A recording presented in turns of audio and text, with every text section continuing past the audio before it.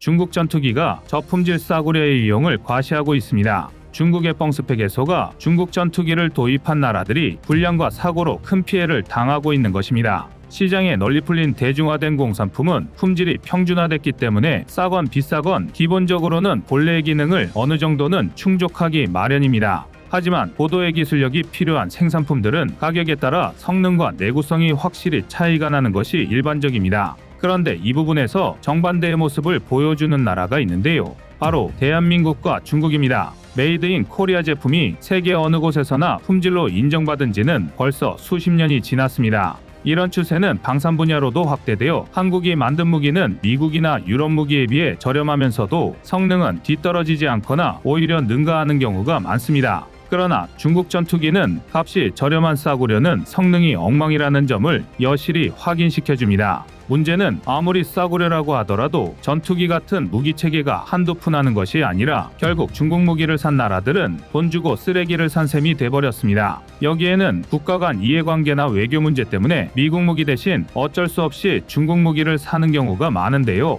해외의 군사 전문가들은 미국 무기를 도입할 수 없다면 그 대안은 한국 무기라고 입을 모아 말하고 있습니다. 미국이 어느 순간부터 중국 견제에 나서고 중동 국가들이 중국과 친하게 지내는 것을 막기 위해 정책에까지 개입하기 시작하자 중동 국가들 사이에서 심상치 않은 움직임이 일어났습니다. 더 이상 미국 무기를 비싼 돈을 주고 구매하지 말고 다른 무기를 구매하자는 것이었죠. 때마쳐 미국이 5세대 전투기 F-35를 중동의 정치적 영향력을 행사하는 무기로 사용하면서 균열은 더욱 심해졌는데요. 미국은 F-35 전투기를 자국과 긴밀한 관계를 맺는 국가들에 한해서만 선택적으로 판매하며 다른 국가에 대한 통제 수단으로 이용하고 있습니다. 이런 가운데 아랍에미리트가 미국과 F-35 계약을 진행하던 도중 미국이 아랍에미리트가 화웨이의 5G 기술을 사용하고 있어 미국의 민감 정보가 중국으로 넘어갈 가능성이 있다는 문제 제기를 한 것입니다. 아랍에미리트는 미국의 주장은 과장된 이야기라고 일축하며 화웨이 5G 기술이 실제로 정보 노출에 기여하는지는 증거가 없다고 말하며 이를 근거 삼아 F-35 판매에 문제 제기하는 것은 월권행위라고 비난했죠.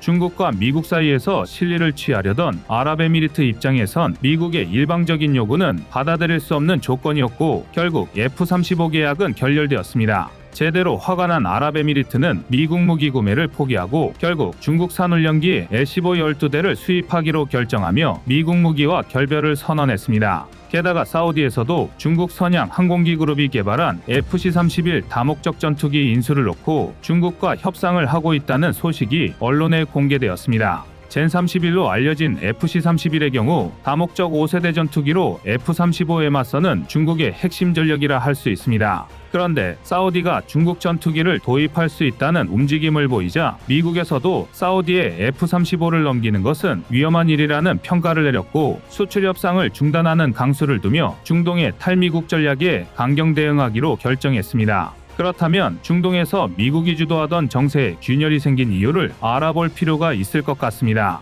상황이 급변한 것은 예멘 내전과 사우디 무함마드 왕세자가 2015년 국방장관에 취임하면서부터였습니다. 미국과의 관계를 굳이 우선순위에 둘 필요가 없다고 판단한 사우디는 이때부터 경제적으로 급부상하는 중국을 눈여겨봤습니다. 게다가 러시아 우크라이나 전쟁이 터지면서 석유가 전 세계적인 문제거리로 등장하자 미국이 사우디를 찾아와 증산을 요청한 것도 사우디로서는 불만이었습니다. 증산 및 감산에 대한 결정은 오펙에서 진행되며 이는 미국이 아닌 중동 국가들의 손에 달린 부분이었는데요. 그런데 미국은 관례를 무시하고 사우디 입장에서 강압적으로 받아들일 만큼 갑작스럽게 증산을 요청한 것이죠. 러시아가 석유를 생산하지 못하게 되면서 공급이 줄자 석유 가격이 오른 상황에서 굳이 사우디가 자발적으로 가격을 낮출 이유는 전혀 없는데 미국은 일방적인 사우디의 희생을 강요한 것이었습니다. 결국 이러한 사태를 겪고 사우디는 미국을 견제할 국가로 중국과 손을 잡으며 힘을 실어주게 됩니다.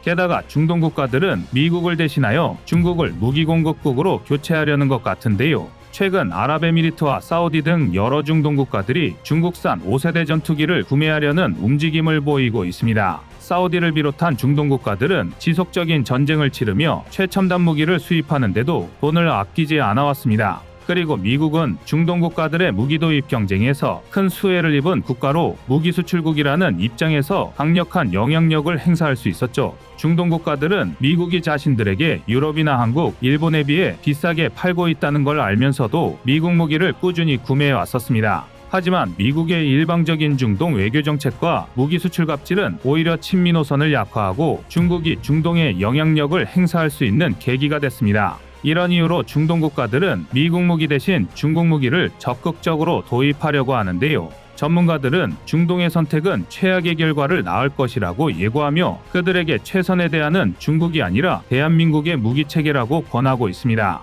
미국 뉴스의 언론인 비즈니스 인사이더에서 중동 국가들이 중국의 5세대 전투기인 FC-31을 선택한다면 향후 수십 년을 후회할 수 있다고 경고했습니다. 그러면서 F-35의 대안을 중국이 아닌 한국에서 찾아야 한다고 주장했는데요. FC-31은 여러 의혹이 있는 스텔스 전투기로 한간에서는 미국의 설계도를 훔쳐 만든 전투기라는 이야기도 있을 정도로 미국의 모델과 많이 비슷한 모습을 가지고 있습니다. 하지만 겉모습만 그럴듯하지 진정한 5세대 스텔스 전투기의 성능을 구현하는 데는 실패했다는 것이 군사 전문가들의 중론입니다. FC-31은 러시아 엔진을 역설계한 자체적인 엔진을 사용하고 있는데요. 이 엔진의 출력과 내구성이 심각하게 떨어진다는 사실을 중국 군사 전문가들도 인정하고 있는 상황입니다. 무장에 있어서도 F-35를 따라갈 수 없으며 종합적으로 F-35의 성능이 월등한 것은 군 전문가들 모두가 동의하고 있습니다. 이런 불안전한 전투기를 미국이 싫다는 이유로 비싼 돈을 주고 구매하는 것은 어리석은 행위라는 것입니다.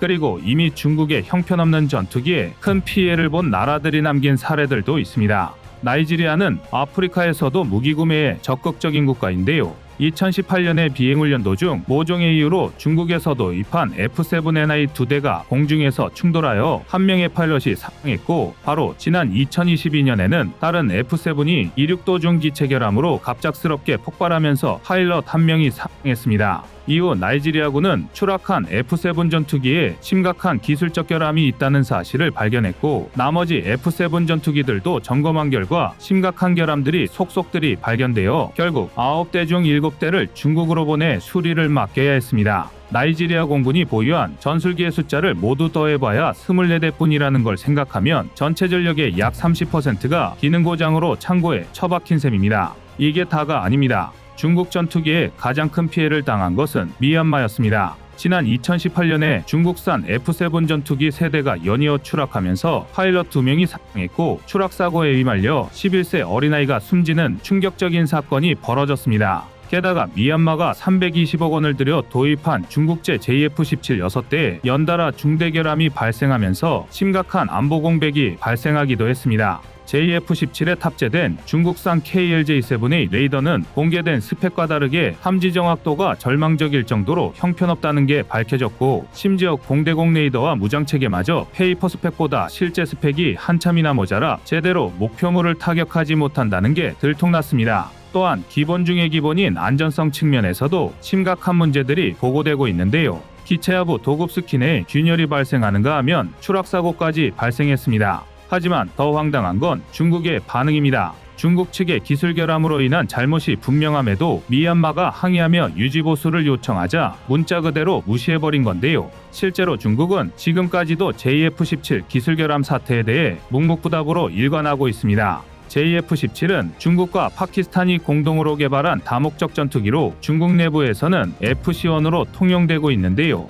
초기 기종 기준 한 대당 1,500만에서 3,500만 달러에 불과했는데요. 개발 당시 F-16이 4천만에서 5천만 달러였던 걸 고려하면 F-16 한 대 살 돈으로 세 대를 사고도 예산이 남을 정도였습니다. 심지어 훈련기인 T-50의 가격이 2천만에서 2,500만 달러 수준이니 FC-1의 가격이 얼마나 저렴했는지 감이 오실 텐데요. 더군다나 중국은 FC-1을 유격, 지상공격, 대잠전, 항공정찰 등의 모든 임무에 사용할 수 있다고 광고했으니 미얀마도 이 말도 안 되게 저렴한 가성비에 눈이 뒤집혀 FC-1을 도입한 것입니다. 그런데 만약 미얀마가 FC-1이 아닌 FA-50을 도입했다면 지금 같은 처참한 상황을 겪지는 않았을 겁니다. FC-1은 FA-50의 경쟁 기종으로 자주 거론되곤 합니다. 두 기종 모두 저렴하고 경량화된 다목적 전투기를 표방하고 있는 데다 단발 전투기라는 점까지 비슷한데요. 하지만 좀 더 구체적으로 살펴보면 FA-52 최대 이륙 중량 13.5톤, 무장 탑재량이 5.4톤에 달하지만 FC-1의 최대 이륙 중량은 12.3톤, 무장 탑재량은 3.6톤에 불과합니다. 추중비 측면에서도 FA-52, F-16에 근접하지만 FC-1은 0.95로 비교적 둔한 편입니다. 물론 이건 어디까지나 FA-50과 FC-1 초기형 기준 비교인데다 FA-52 CAS 임무를 염두에 두고 개발된 경공격기인 반면 FC-1은 고고도 공대지 임무를 주목적으로 개발된 전투기인 만큼 두 기종을 직접적으로 비교하는 건 무리가 있습니다. 그럼에도 전반적인 성능이나 후속 지원에서 FA-52이 월등한 건 사실입니다. 앞서 언급했던 미국 매체 비즈니스 인사이더도 F-35 도입이 무산돼 중국의 FC-31 도입을 고려하는 중동 국가에 대한민국의 KF-21을 추천했습니다. 한국은 사우디를 비롯한 중동 국가들과 오랫동안 우호적인 관계를 유지하고 있으며 미국의 군사기술력을 적극적으로 받아들이고 있으니 KF-21이 중동 국가들의 가장 현실적이고 최고의 선택이라는 것입니다. 현재 KF-21은 양산이 다가왔고 FA-50은 개량을 거쳐 각국에 활발하게 수출되고 있는데요. 성능은 고사하고 팔고 나서는 나몰라라 하는 중국 전투기의 실체가 밝혀진 이상 KF-21과 FA-50의 수출 전망은 더욱 밝아질 것으로 보입니다. 이상 꺼리튜브의 두 번째 미션이었습니다.